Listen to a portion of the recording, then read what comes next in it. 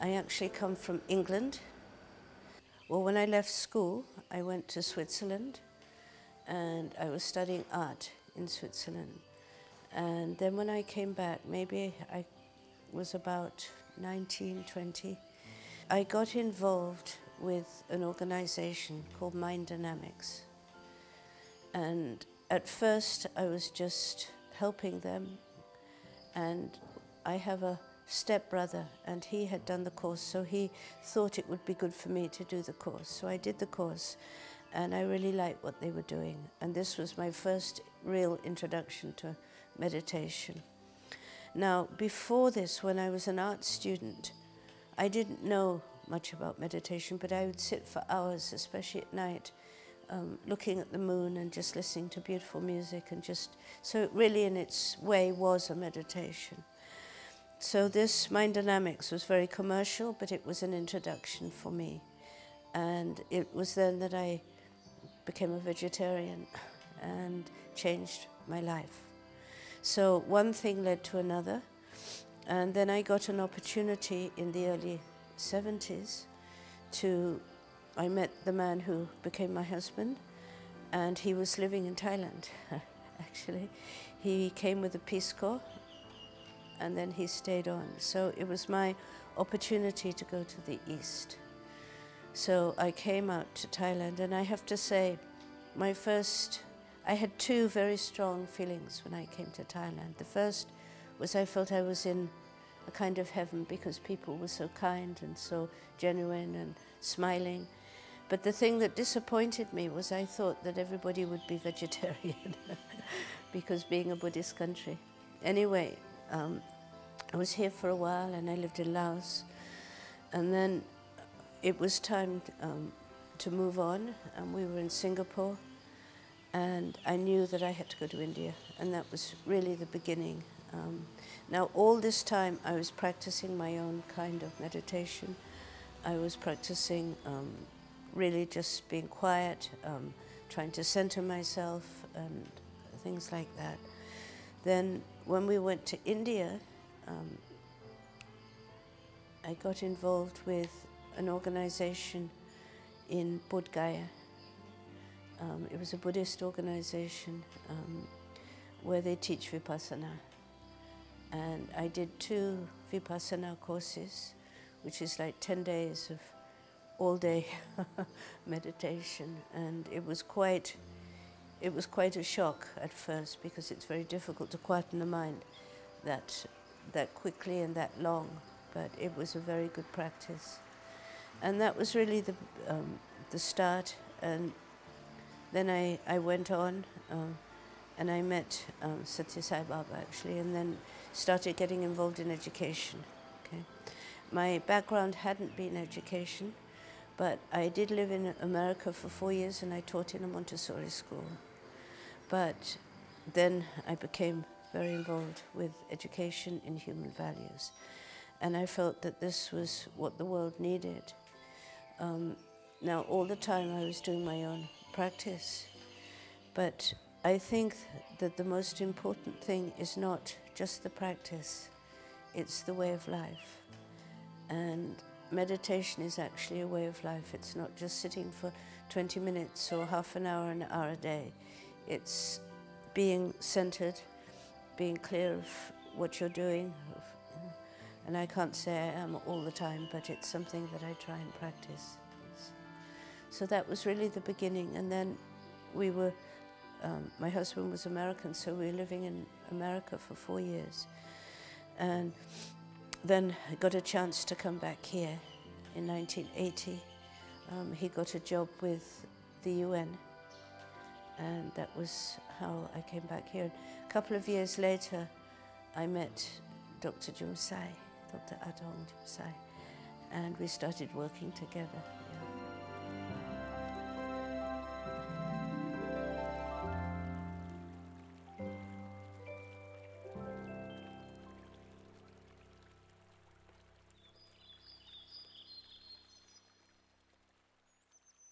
We feel in the school that meditation is one of the most important parts. Yes, we start every morning with meditation in the prayer room, But every lesson we start with just a short meditation. When I do with the little ones, I actually go through the meditation with them. But with the older ones, mostly we just ask them to sit quietly and just to gather their thoughts, become calm, because it's very difficult for children today with studying. You know, you've got so much information, and maybe you're studying maths and then science and then English and then Thai. So the mind is all cluttered up. So if you can just still it for a few minutes, even 2 or 3 minutes, it's like wiping the board. When the teacher comes into the classroom, she wipes the board, right? It's the same kind of concept. And it's very interesting. We did a survey in the school with the children and what they thought was the trigger that helped them to transform. And with the little children, mostly they said it was the teachers, yeah. But with the older children, it was very interesting. They said it was their ability to meditate and to calm the mind. And sometimes when you're in the prayer room, it doesn't look as if they're meditating, but something is happening, yeah.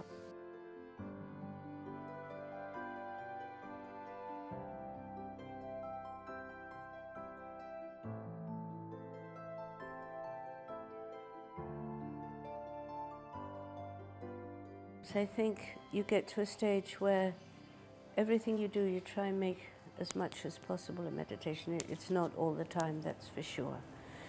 But in a place like this, that we're surrounded by nature, that's a very good start. But at the same time, we're very, very busy here. We have a very tight schedule. We have a lot of work, a lot of visitors, a lot of things happening all the time. So it's not always possible to spend long periods meditating like I used to. It is more in the morning, when I get up, to try and center myself. And if I have time to sit for a while, we do it again in the prayer room with the children. We sit. I sometimes follow, I sometimes lead it, I sometimes just go into my own quiet and just try and stop all thoughts. But the actual practice of meditation is very important. And I think the training that the Buddhist training of concentrating on the breath, the anapana, and then the vipassana, I think it's a wonderful training. I think it's a very hard training. I don't think it's easy, but I think it's a wonderful training. And from that, I think it's also wonderful to have, especially for children, and the light and the concept of light, because light is taking away all darkness. And so if we bring the light into our thoughts, into our bodies, into everything, we're getting rid of negativity.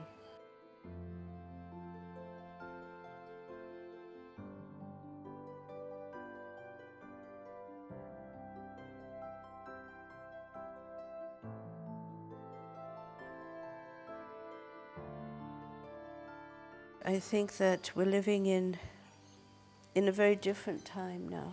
We're living in a time that, in a way, seems very attractive, and there's lots of things to distract us, and a lot of things to play with and do, but we have to get in touch with ourselves inside. And I think many people are not feeling very happy inside. And it's like the analogy of somebody who works very hard to buy a new car, for instance. And they work day and night to get the money. They buy the car. For a few weeks, they're very happy. They're going around. They're showing everybody the new car. And then the novelty wears off. And you want something else. And then maybe you want, I don't know, something else, a wonderful computer or something. And it just goes on and on and on. But if we start getting in touch with ourselves, we'll realize that we're not at peace. And what I've noticed with a lot of young people, and I travel a lot, so I meet a lot of people all over the world, that a lot of young people find it very hard to be alone. And if they are alone, they have to play music, even sleep with music, because they're afraid to be alone. And I think that is something that meditation can help so much with. If you start finding that peace inside, you don't need to rely on something outside. And I know it may be not hip, it's maybe not cool. It's more cool to have a super phone and play games and things like that. But I think it's very cool to feel at peace and to feel sustained within yourself. I think this is the problem today, we don't feel like that. So I would encourage, however difficult it is, and it is difficult, I won't say it's easy, meditation is difficult. And it's not fun. At the beginning it's not fun at all because the mind is racing here and there and you're trying to keep your body still, but it's worth it.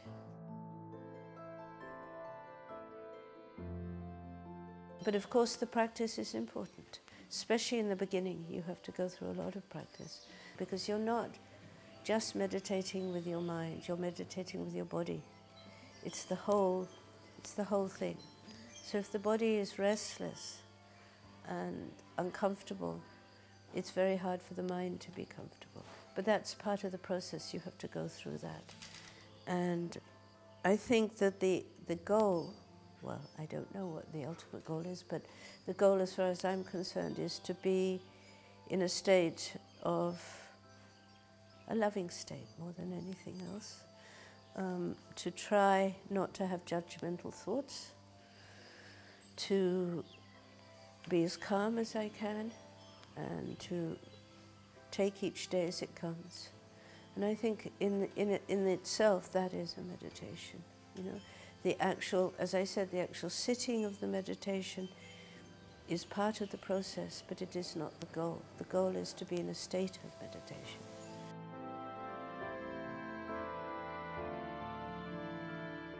And it's something that we call values. We concentrate here at school on 5 values, which are the values of love, truth, peace, right conduct, and non-violence. And we try and have everything orientating around this. So even when we're teaching secular subjects, we try and bring in examples of values, giving examples to the children. Yeah.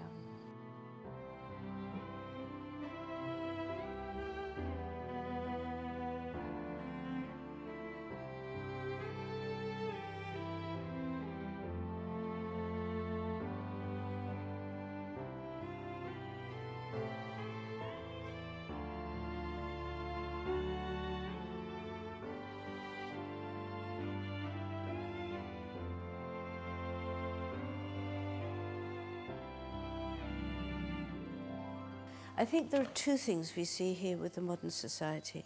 One, when we say alone, yes, children are very isolated today because they're just in front of their computer screen or their telephone screen, and maybe they're playing with somebody a long way away, you know, but they're playing games, but they're alone. And very often they have their social media, they contact people, they put everything on, but they're not actually having that social contact. So there's that way, that in a way they are alone. But they don't know how to be alone. Because although they're alone, in as much as there's nobody else around, they're not alone. They've got their computers, they've got everything, and they don't know how to be quiet. And they're terrified of it.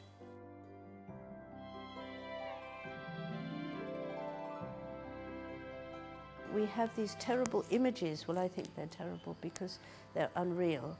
You know, these superstars, and so all these young people are modeling themselves on this, and they can't be like this. You know, they're not this. So they feel they've failed. And we're just pumping information into our children. We're giving them too much information. We are not giving them time to digest. They go from school to tuition tutors, and they don't have a childhood. That's one thing that I'm so grateful to my parents, is that I had an enchanted childhood, you know, and I think this is something that's very sad today, is that children don't have this. And because of this, there's so much tension inside. So I think this is the fear. And people are afraid. They're really afraid to go inside and find themselves. But this is where meditation will help. Because, you know, slowly as you get used to calming yourself down, yes, all these crazy thoughts will come, but just try and step away from them and realize that they are not us. This is the important thing. I think we tend to identify and say, well, you know, I'm this thought or I'm that thought, and we're not. You know, we just need to step away from that and become centered and quiet. And I think that I'm not saying that people should give up what they're doing and they shouldn't go to these schools or do, I'm not saying that at all. I'm just saying find some space for yourself. And this is where meditation will help you. It will help you overcome fears. So many young children today have phobias. They're afraid of this, they're afraid of that. But their main fear is the fear of silence and being alone with themselves. So I would recommend very simple forms of meditation to start with, just calming the mind. And this is what we do here at school.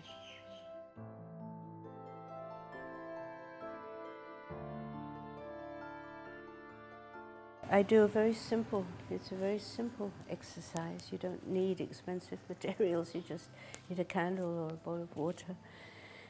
But it's a very, very deep exercise where especially with older children, it can become very, very interesting, where they look at the light and they start comparing it with themselves and they start seeing all kinds of analogies. The important part is after the actual passing, where you ask questions and you just let them talk about it.